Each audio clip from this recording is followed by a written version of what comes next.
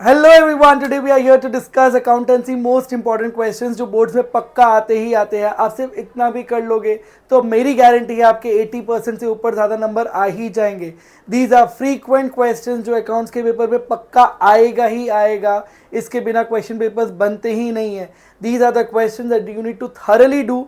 इसके बाद थोड़े बहुत मॉडिफिकेशंस होंगे, बट आप इतना कर लोगे, मेरी गारंटी है आपका अकाउंट्स पेपर से डर हट जाएगा और ये क्वेश्चंस आपको दिखेंगे ही दिखेंगे।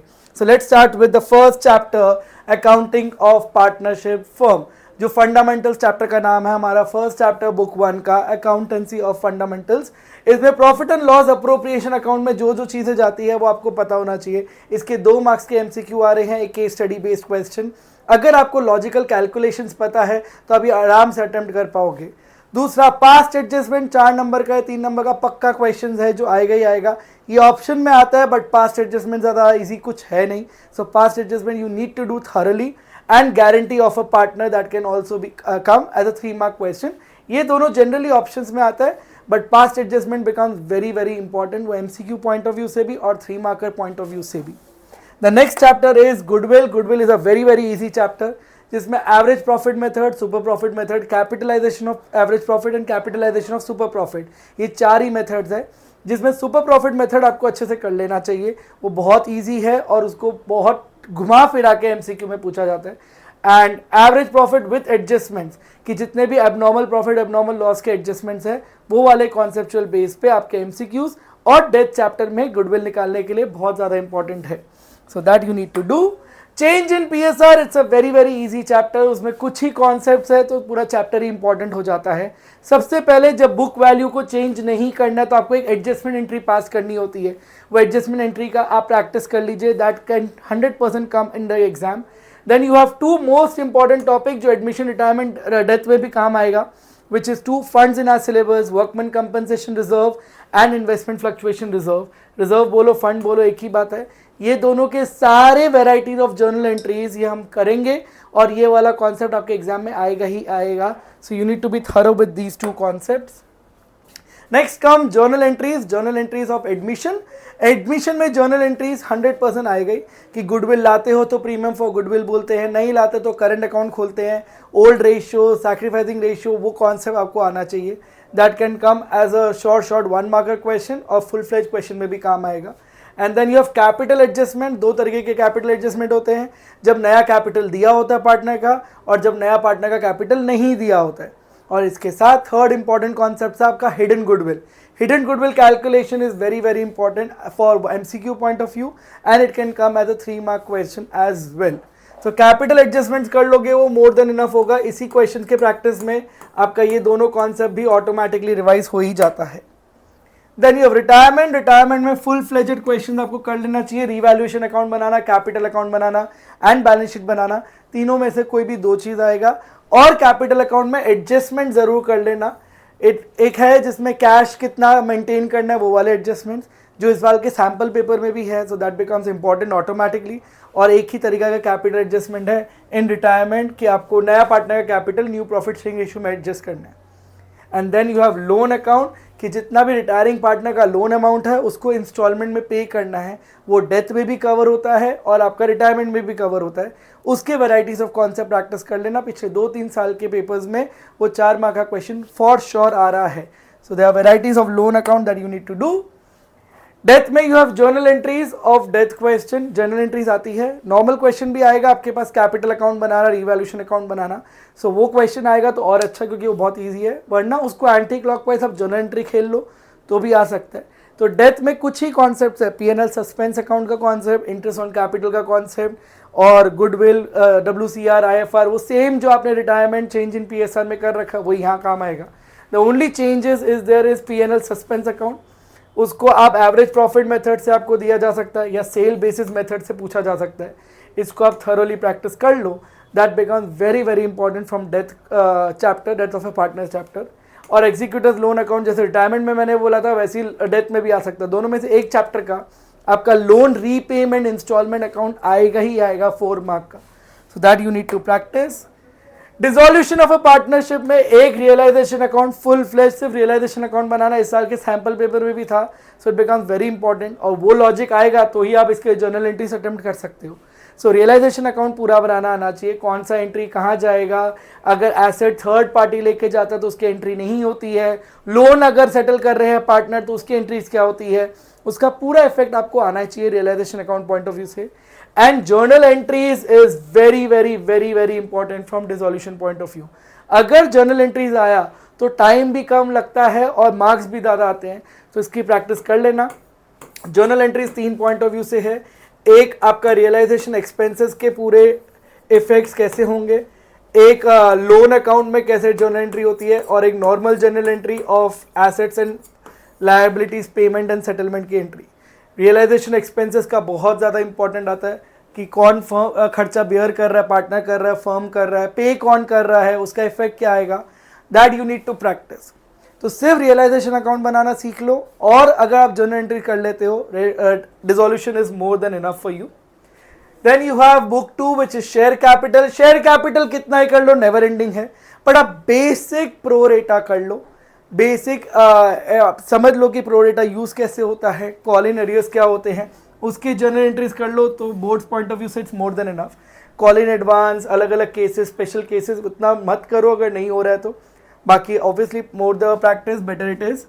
शेयर कैपिटल बैलेंस शीट करना ही करना है, ये फॉर श्योर 4 नंबर का आएगा ही आएगा। सब्सक्राइब कैपिटल में कितना जाता है कितना नहीं जाता है, इसका मैंने अलग वीडियो भी बना रखा है, उसमें सारे केसेस कवर किए हैं। If you watch that video it will be thoroughly clear for you. पर ये कॉन्सेप्ट 100% आएगा ही आएगा बोर्ड्स में। And then you have short questions of forfeiture and reissue. अभी MCQ बहुत ज़्यादा फेमस हुआ है इन शेयर कैपिटल, तो शेयर कैपिटल में लॉजिक बहुत ज़्यादा इंपॉर्टेंट हो गया। 6 MCQs दिए जाते हैं, उसको टिक कर दो, फुल फ्लेज क्वेश्चन ही हटा दिया था सैम्पल पेपर में इस बार। बट आपको 4 फीचर री इशू वाला कॉन्सेप्ट आता तो वो 3-3 नंबर का 2 क्वेश्चन भी आ सकता है। तो 4 फीचर एंड री issue in normal case and in pro rata case both becomes very very important, तो आपको इसकी प्रैक्टिस करनी चाहिए। बैलेंस शीट 100% आएगा ही आएगा, जर्नल एंट्रीज या फिर कॉन्सेप्चुअल MCQs आएंगे 6 मार्क का। इश्यू ऑफ डिबेंचर्स, डिबेंचर्स की बेसिक एंट्रीज कर लो, कैश बेसिस पे कितनी एंट्री होती है, वो प्रीमियम पे रिडीम हो रहा है या पार पे रिडीम हो रहा है, वो वाला कॉन्सेप्ट। एक नॉर्मल क्वेश्चन के 6 केसेस होते हैं, वो 6 केसेस कर लोगे तो भी बहुत है। उसके बाद अदर देन कैश कंसिडरेशंस के अपने एसेट खरीदा है, पूरा बिजनेस खरीदा, उसकी जर्नल एंट्रीज की इफेक्ट और राइट ऑफ की एंट्री, ये 3 चीज कर लो, डिबेंचर्स हो ही जाएगा। इसके अलावा भी और कॉन्सेप्ट है, बट ये 3 को स्ट्रॉन्ग कर ही लेना, ये आएगा ही आएगा। 1 you have cash basis other than cash, और राइट ऑफ पहले आप सिक्योरिटीज प्रीमियम से करते हो और फिर स्टेटमेंट ऑफ P&L अकाउंट से राइट ऑफ कर सकते हो। Then you have book 3 which is financial set statements, head sub head 3 number का 100% फिक्स पैटर्न ऑफ क्वेश्चंस है, आप कितना ही कर लो अनलिमिटेड है। बट आई वुड सजेस्ट जो भी बुक आप रेफर कर रहे हो उसके सिर्फ इलस्ट्रेशंस भी कर लोगे, हेड सब हेड्स के सारे एक बार पढ़ लोगे तो आप एग्जाम में आराम से अटेम्प्ट कर पाओगे। It is the most easiest to score and सबसे ज़्यादा मार्क्स भी इसी में कटते हैं। तो हेड सब हेड्स की प्रैक्टिस आपको जितना ज़्यादा कर सकते हो उतना ज़्यादा, खाली रीडिंग करनी है, कुछ सॉल्व नहीं करना है। कंपैरेटिव कॉमन साइज 4 तरीके की है, comparative balance sheet, comparative P&L account, common size balance sheet, common size P&L account, ये चारों को आपको प्रैक्टिस करना ही पड़ेगा। बट इसमें एक ट्विस्ट आता है which is fill in the blanks, पूरा टेबल भी दिया होता है and then there are blanks that you need to fill, that you need to practise. It is more scoring, क्योंकि पूरा फॉर्मेटिंग का आपको टेंशन लेने की जरूरत ही नहीं है, बट वो प्रैक्टिस के बिना आप एग्जाम में अटेम्प्ट नहीं कर पाओगे। So comparative common size is a very scoring 3 marks. Accounting ratios, जितने रेशियोज कर लो उतने कम है, 16 रेशियोज, वैरायटी ऑफ फॉर्मूलाज, बच्चे तंग आ चुके हैं सर 4 मार्क के लिए हम इतना सारा कैसे करें, बट आपको करना ही पड़ेगा, जिसमें 3 में से कोई भी 2 एग्जाम में आता ही आता है, which is the most difficult one and my favourites. Interest coverage ratio, high chances of coming in the exam, so you need to practice that. Inventory coverage ratio या inventory turnover ratio, sorry inventory turnover ratio that you need to do, इसके बहुत varieties cover हो सकते हैं। And last is return on investment, जिसको हम return on capital employed भी बोलते हैं। ये तीनों को आपको स्ट्रांगली प्रैक्टिस करना पड़ेगा, बाकी सिर्फ फॉर्मूला बेस्ड है, खाली फॉर्मूला याद कर लोगे तो एग्जाम में अटेम्प्ट कर पाओगे, बट इन तीनों को अच्छे से प्रैक्टिस कर लीजिएगा।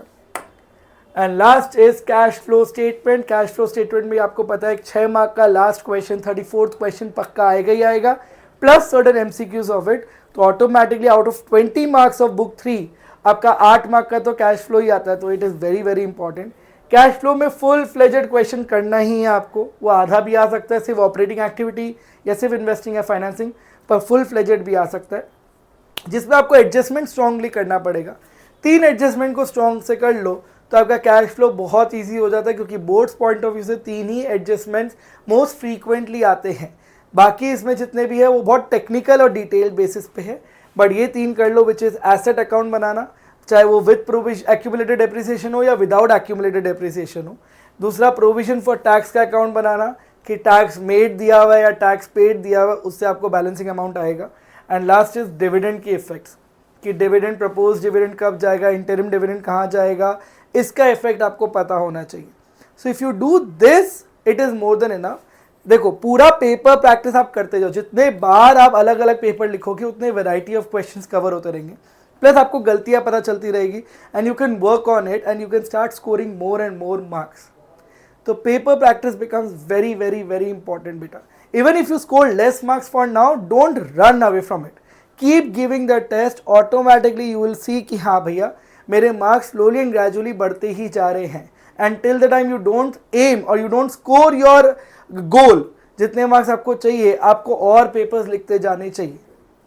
तो आपको स्लोली ग्रेजुअली दिखेगा यही कॉन्सेप्ट बार बार रिपीट हो रहा है। और जो गलतियां मैं पहले पेपर में कर रहा हूँ उसको दूसरे में सॉल्व कर लो, दूसरे में कर रहा हूँ उसको तीसरे में सॉल्व कर लो, और आपके मार्क्स बढ़ते ही जाएंगे।